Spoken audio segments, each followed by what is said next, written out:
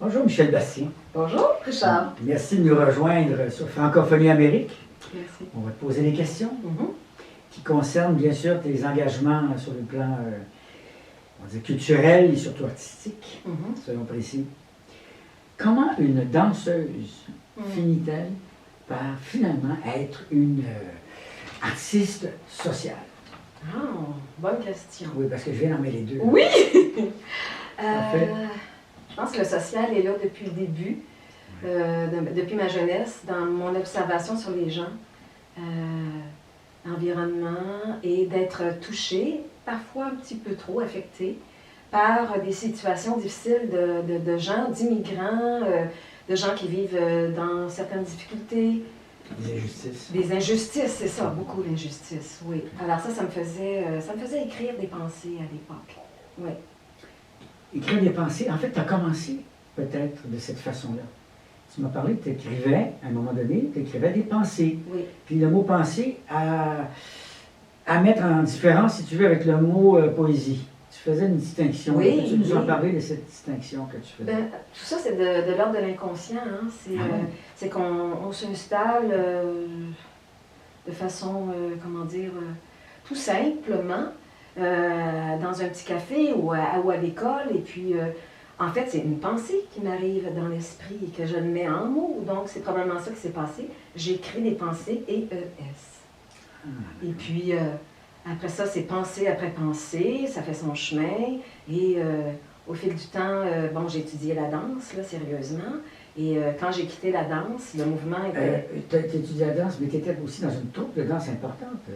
Non, j'ai étudié en danse jusqu'à la fin, en pré-professionnel, au Grand Ballet canadien. Ah, mais voilà, après c'est ça, ça. j'étais, comment dire, prête à appliquer dans des compagnies. Oui. Mais j'ai dû interrompre. Tu as changé de Oui, chemin. oui, pour des raisons physiques, blessures, etc. Ah oui. Alors j'ai dit, pourquoi continuer, être obligé d'arrêter en plein dans une carrière un peu avancée, avec des douleurs, bon. Alors j'ai dit, non, j'arrête, je retourne aux études, puis là, ben, c'est un autre pan de vie qui a commencé. Puis il n'y a pas de poésie sans douleur. Alors parlons La de douleur. poésie sans douleur. C'est bon. Les douleurs ou les tristesses peut-être m'amenaient à écrire, oui, ces pensées-là. Inévitablement. Mais ça s'élargit, hein, plus on vieillit, puis plus on élargit notre regard, nos observations, par les expériences et tout. Puis quand j'ai commencé à étudier en éducation physique, qui est toujours le mouvement, hein, parce que... C'est vrai, tu as aussi étudié en éducation physique. Oui. Où vais-je maintenant que je ne fais plus de danse? Mais le mouvement est en moi. Alors, le sport aussi. Étonnamment, malgré la grâce de la danse, le sport a toujours fait partie de ma vie depuis ma jeunesse. Donc, j'ai dit, tiens, j'en ai en éducation physique. Pourquoi pas? Pourquoi pas? Et là, ben, l'écriture est venue aussi dans des textes, des collaborations pour le journal Kinédi du Sepsum à l'époque. Kinédi. Oui, le Kinédi. OK. Oui. Bien. On entend parler de... Il a peut-être disparu aujourd'hui ou il y en a un autre qui l'a remplacé, je ne sais pas. Oui.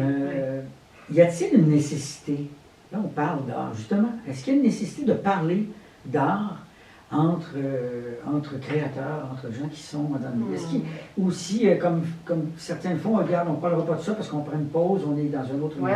Mais toi, comment tu vois ça? Est-ce que c'est important d'en parler lorsqu'on n'est pas nécessairement justement en répétition ou à d'autres moments? Mais je me rends compte que quand je ne parle pas d'art ou qu'il n'y en a pas assez dans ma vie, comme en temps de pandémie, hein? Oui. Les liens sont réduits. La nécessité prend de l'ampleur un petit peu.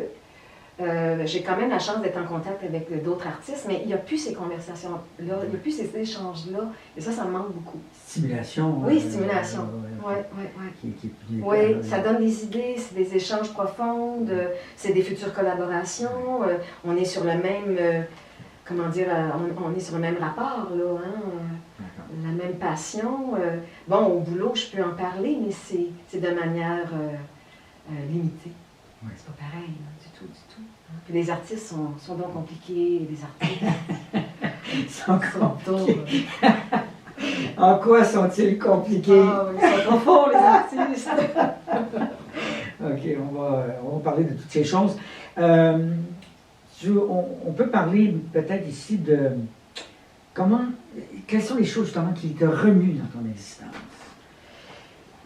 On a fait allusion du COVID, le COVID il y a quelques minutes, mais là, parle d'autre chose. Oui, l'injustice aussi, qui a été mentionnée. Oui. Par quoi je suis remuée, mais c'est vaste, hein, mais... Restons en art, dans le domaine de l'art. Ah oui! Par quoi je suis remuée, Une peinture, une photographie, ah oui, tout ça. un spectacle. Oui, ah oui, ça prend une ampleur dans ma vie. Tous les spectacles, on dirait aussi, qu'on soit dans la nature, qu'on soit accompagné d'un être qu'on aime. Si on a une sensibilité, on voit des choses, on est témoin de choses qui sont dites, qui sont faites. Est-ce qu'on est en représentation tout le temps, à ce moment-là? Ah, c'est une bonne question. Il y a un auteur américain, Hoffman, qui a parlé de ça. Oui, Même oui. quand on se rend compte comme ça, sans s'en rendre compte, on est dans un personnage qu'on assume, qu'on met le matin quand on met comme un pantalon. Mm-hmm. Est-ce qu'on est en représentation ou c'est exagéré de dire ça? Oui, je pense que c'est un peu exagéré, mais parce que tant qu'on est dans le fond de l'histoire, de ce qu'on peut se dire, si on est à fond puis on est impliqué, ça peut créer une représentation, mais on s'en fout. On est là. C'est ce qui compte, tout simplement. C'est l'échange, la profondeur de l'échange, le plaisir de l'échange. Représentation. Ouais. S'il y a représentation, il faut peut-être aussi un public, des gens qui regardent, qui entendent, mais ça... Ben, j'entendais représentation par être ce que nous, on n'est pas. Présenter une partie de soi qui nous convienne et qu'on veut être vu, dans laquelle on veut être vu. C'est dans ce sens-là que je parlais de représentation. Ben, en autant qu'on est le plus vrai, soi-même autant que possible, dans la vraie nature. On va parler de ça. Comment travailles-tu ton approche comme interprète poétique? Parce que le titre de cette émission, c'est que tu es une interprète poétique, pas seulement, non. Aussi. Alors, quelle est ton approche? Bon, d'abord, l'interprétation poétique que j'ai choisie comme titre, pour me définir comme artiste, c'est que je n'écris pas. J'ai écrit et tout. Bon, les manuscrits sont dans un tiroir, mais je préfère aller chercher les textes d'auteurs, de poètes, des fois des chansons aussi, des auteurs de chansons. Il y a une variété de sujets, il y a une variété de tons.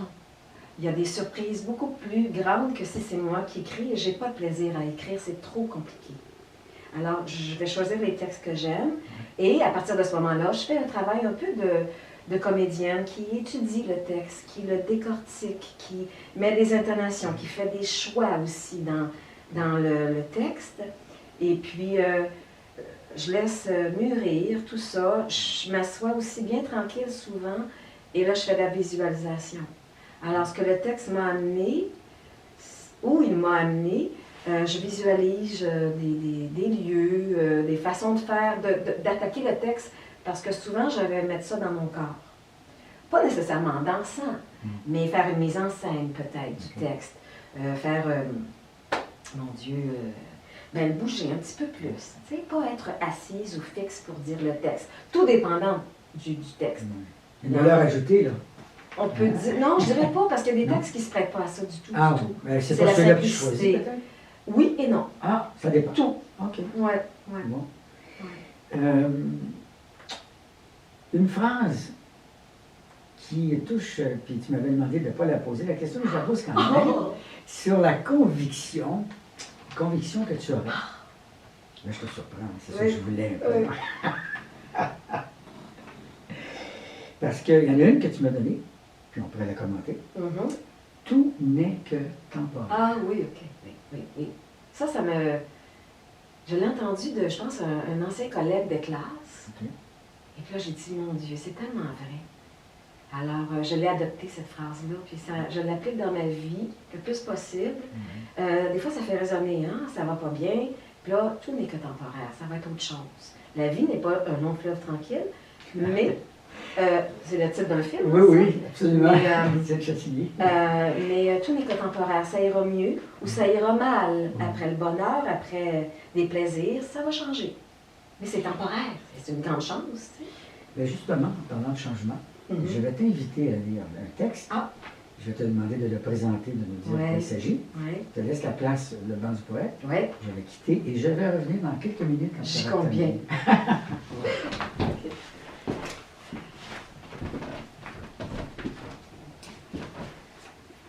Alors, je pense que ça va travailler. C'est un texte de Georges Moustaki, donc une chanson.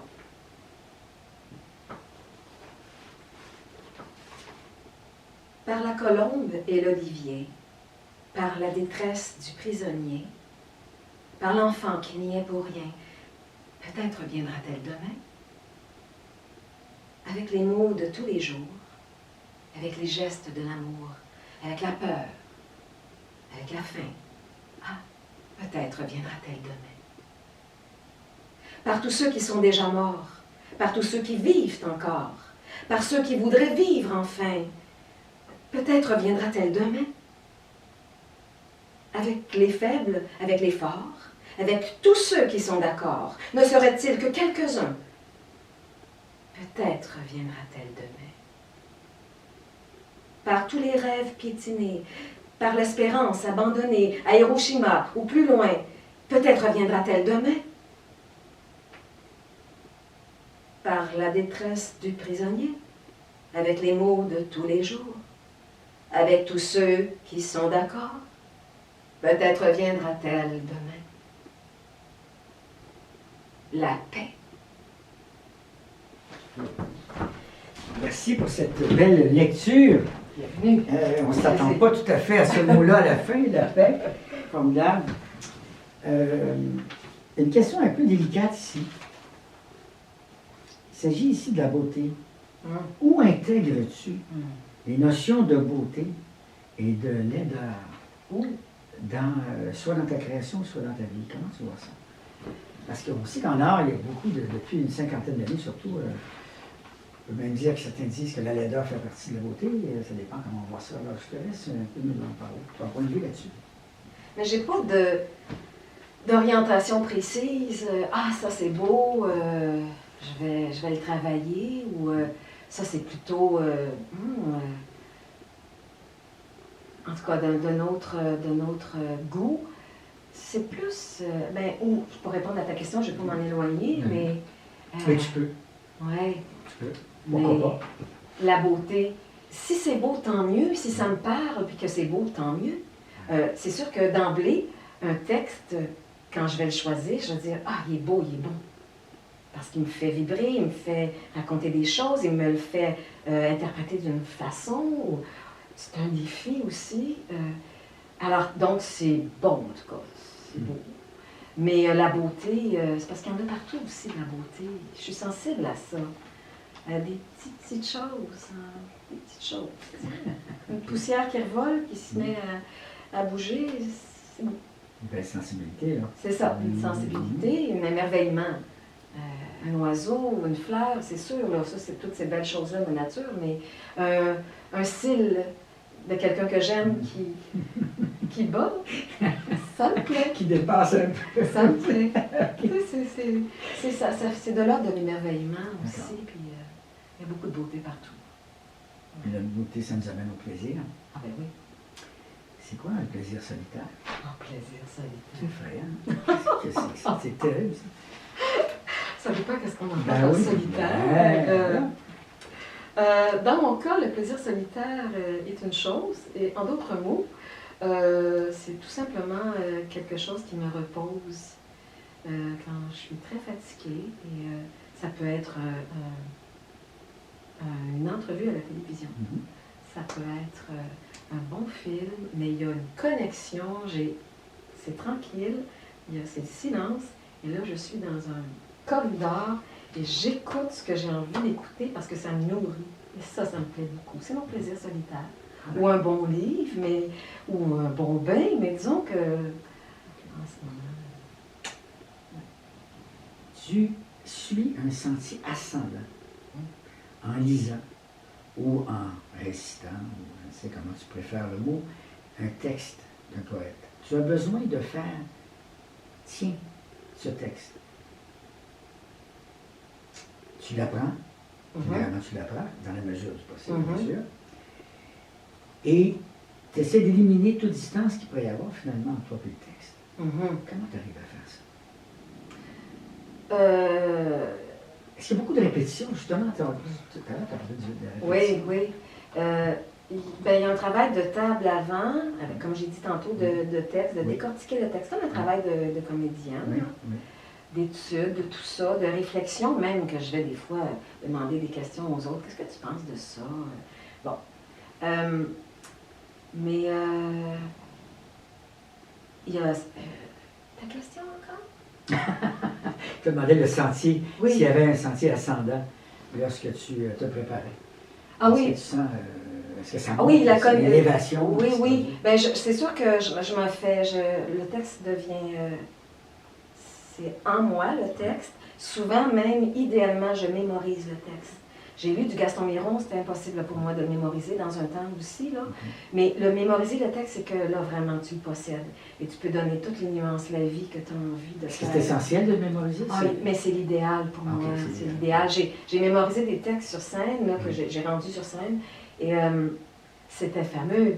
Je peux danser dans le texte, on se laisse aller. C'est comme si on dépasse la technique. Alors là, on est libre. Ouais. Idéalement, c'est de le mémoriser. Des auteurs maintenant. Parlons des auteurs en poésie. Mm-hmm. D'abord, on peut en parler tout à l'heure, on abordera d'autres domaines, mais en poésie, des auteurs qui t'ont touché. Commençons par le Québec, puis ensuite on parlera de d'autres domaines. Est-ce qu'il y a des auteurs qui sont venus te chercher un peu au Québec? Oh, il y en a plusieurs au Québec, il y a des bons auteurs. On va en nommer quelques-uns. Oui, Michel Plot vient en premier. Oui, Michel Plot. Donc tu as les livres ici, d'ailleurs. Oui, c'est La lenteur du monde de Michel Plot. OK. Que j'aime beaucoup, beaucoup. Et puis chez David, je crois. Oui. Oui. Là, j'ai pas les éditions, les éditions David, c'est ça. Michel Plot est un fin, comment dire, il y a une délicatesse dans son écriture et même dans sa manière de lire. Je ne pense pas que les gens peuvent passer à côté de Michel Plot parce qu'il a réussi à conjuguer les deux, l'écriture et l'art de dire son texte. Il le dit parfaitement, c'est bien, c'est de la dentelle. Michel Plot. Il y a aussi Hélène Dorion, évidemment. Oui. Hélène Dorion, une grande poétesse. Mon Dieu, bon, il y a Miron, il y a Hélène Monette, moi, que j'aime beaucoup. Oui, tu m'en as parlé. Oui, Hélène Monette, qui est décédée aujourd'hui, mais elle a fait des très beaux textes, très variables. Il y a Joséphine Bacon, que j'aime beaucoup, Joséphine. D'origine amérindienne. Oui, c'est ça. Alors ça a une autre couleur. Joséphine, ça fait du bien à l'âme quand on l'écoute. Il y a aussi... voyons. Ben là, on avait parlé des gens qui sont au Québec, des auteurs européens qui ont pu... Ben, c'est sûr que, tu sais, moi j'ai travaillé du Blaise Cenard. Il y a Apollinaire que j'ai travaillé, il y a Prévert, Baudelaire, Rimbaud, tout ça. Ça, c'est du gros texte, là. Oui. Il y en a tellement d'autres. Denise Boucher, que je n'ai pas mentionné, du côté du Québec. Oui, parce que tu voulais qu'on en parle. Oui, je veux C'est une auteure importante. Oui, parce que j'ai rencontré des textes de Denise Boucher, mais c'était des petits textes. D'accord. Des bijoux de textes. C'est méconnu. Souvent, je vais vers des textes qui ne sont pas connus du public. On ne les a pas entendus parce que les médias, ils vont dans ce qui est populaire, ce qui est connu, puis ce qui revient. Ça, ce qui est spectaculaire. C'est ça, oui. Ça... Si on délaisse un peu la littérature, on regarde du point de vue par ben, c'est encore du littéraire, mais bon, le théâtre. En théâtre, il y a des auteurs qui t'ont touché, qui t'ont rejoint particulièrement. Ah, ben là, il y en a plusieurs. On peut en nommer un mais des metteurs en scène aussi qui me touchent, puis aussi des acteurs, des comédiennes que j'aime beaucoup. Mais j'aime beaucoup les mises en scène de Brigitte Henkens. Excusez si je prononce mal. Je pense que tu l'as bien prononcé cette fois-ci. Oui. C'est pas évident. Non, mais c'est une femme éclatée qui fait des grandes mises en scène. Et elle fait un très bon choix d'actrice. Puis, c'est sûr, Lepage, il y en a plein d'autres, Lorraine Pintal.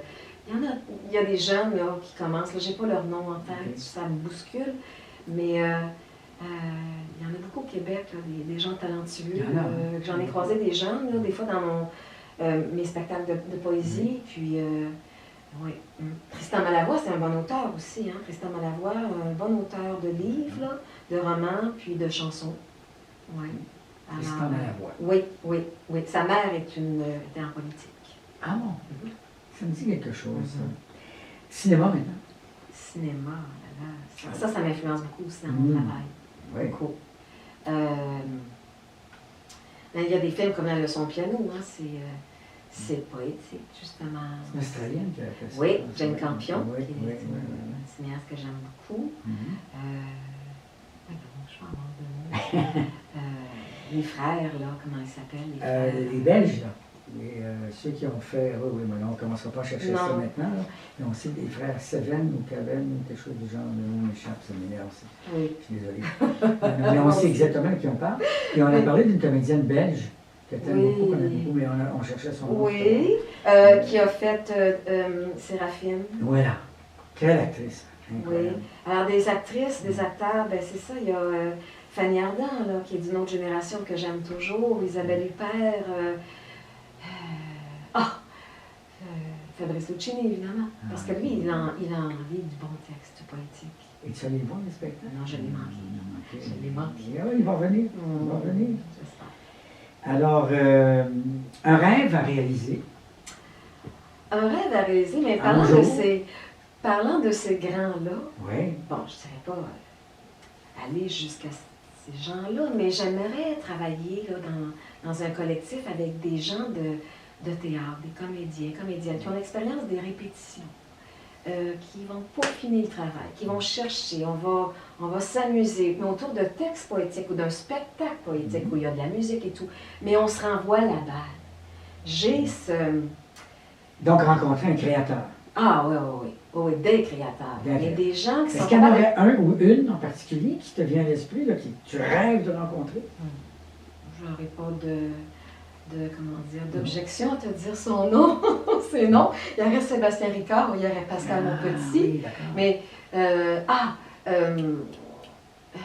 l'autre là, Émile Proucloutier aussi, que j'aime beaucoup son approche parce que c'est un chanteur et un comédien. J'aime parce que les autres sont dans le corps. Tu vas leur faire plaisir. Tu vas leur faire plaisir. Oui, peut-être, mais j'aime beaucoup, c'est ça, le travail où le corps est mis en pour l'instant, c'est à nous. Tu vas faire plaisir. Ah oui? Je vais te demander une dernière lecture de texte. Avec plaisir. Ça va être un petit peu plus long.